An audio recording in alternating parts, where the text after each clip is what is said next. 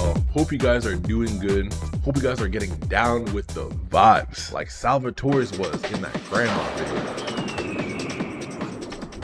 Salvatore Ganacci, the Bosnian Swedish DJ that found himself in Fatal Fury, only to become one of the most goated characters in the game. But before we hop on that track, I'm gonna need you guys to like, subscribe, and sign that apology form. Cause y'all was hating. Y'all was quick to hate on him because he was looking a little funny, a little weird. His fighting style is Salvatore Ganacci, which I guess fair enough.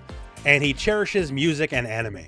And if you cherish that anime, you gotta be a little suspicious. But yo, I gave him a chance, and now suddenly y'all calling him the GOAT? Nah, be sure to sign that form. Roofamonger, roll it up, print some copies up, and say you're sorry. You must be asking yourself, who is this man rocking a tracksuit and some shades? I've never heard of such a name, such a character. Who is this stranger? Imagine being a longtime Fatal Fury fan, finally getting a game after so long, waiting years, waiting for some household names like Yamazaki, Rick Stroud, or Richard Mayers, only to wake up one random day and you get this.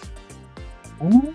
Just know on that day, Twitter was blowing up. Fans were furious. SNK, I can't believe you've done this. Why choose him over Duck Goat? Maybe an overreaction on my part and the rest of the community. I get it. For some people, guest characters were something so rare, so great. The sheer novelty of a little headcanon where two series that you really like suddenly combine. Or the way that most fighting game devs do it, motherfucker was just passing by.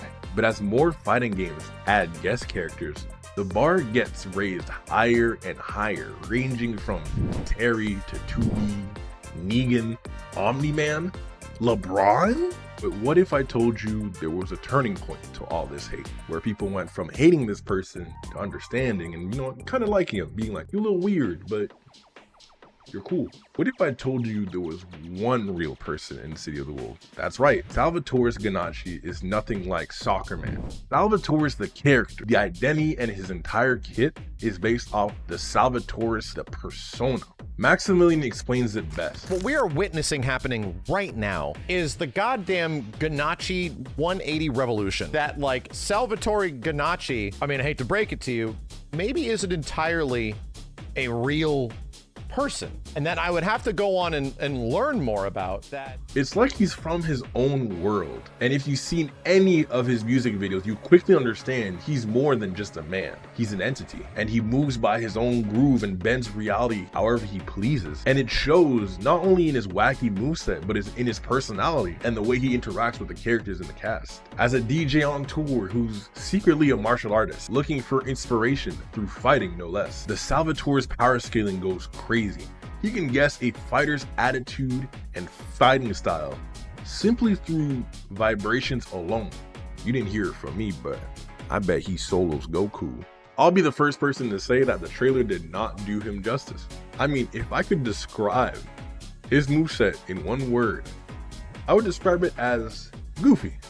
Just like his music videos, Salvatore's moveset has a lot to unpack.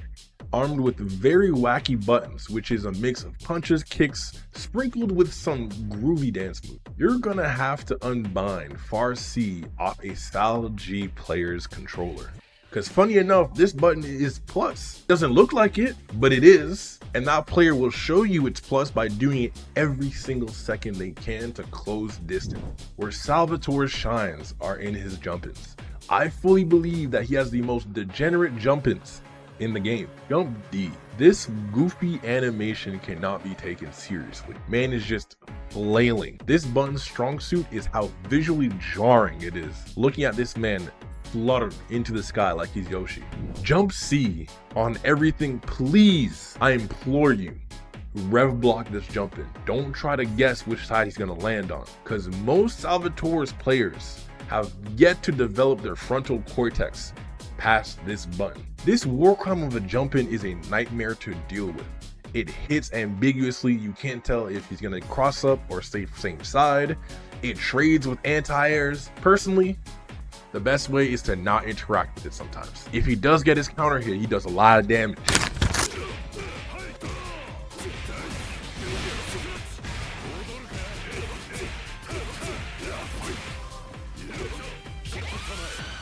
If you can't stop me from jumping, I hope you're ready for Hurricane Salvatore's. I'ma jump at you like I'm an animatronics from Five Nights at Freddy's. I know I call Salvatore's peak, but then play rate charts say otherwise.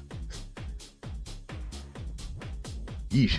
What holds Salvatore's back from people playing him is he's weird. No, like seriously, you look at his command list and I swear to you, his kit it's a head scratcher. But don't worry, your amazing, intellectual, wonderful content creator will translate it all for you. Stop the cap.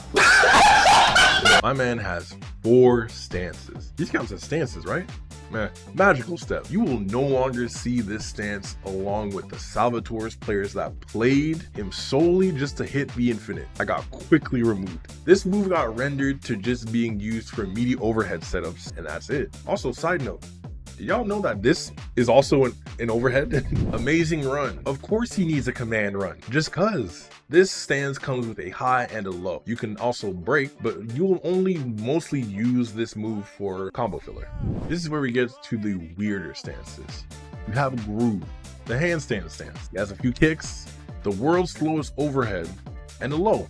Very simple stance used for block string mix-ups. And then you have the pièce de résistance, Skybeat, where Salvatore ascends to the sky and can float or swim.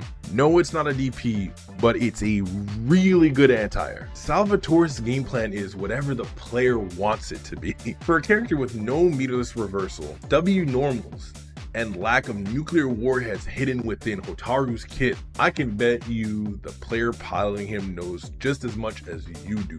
He really is one of those unicorn characters you don't want to fight. Ranked, casual, in tournament, my man is strapped to the teeth with knowledge checks. At least he has funny animations, a counter super, and probably the longest throw animation in history. I wouldn't blame you if you pitched your controller at your screen losing like that. I like that SNK took a risk by adding Salvatore's to the game. It looks like Salvatore's was animated with love. And Salvatore himself seems to be a legit SNK super fan, albeit with him performing at a lot of events, showing love to the FGC, making most of the soundtrack, and giving Maximilian a tracksuit, which I won't lie, Mr. Ganachi, I'm a little jealous. Not only that, recently he was there at EVO Japan, and every moment was truly amazing. Of course, there was a transaction to have Salvatore's in the game, but he really is out here with his goofy nature and good vibes to making this experience truly something unforgettable. But before I go, let me put y'all on my favorite track. Y'all, take care.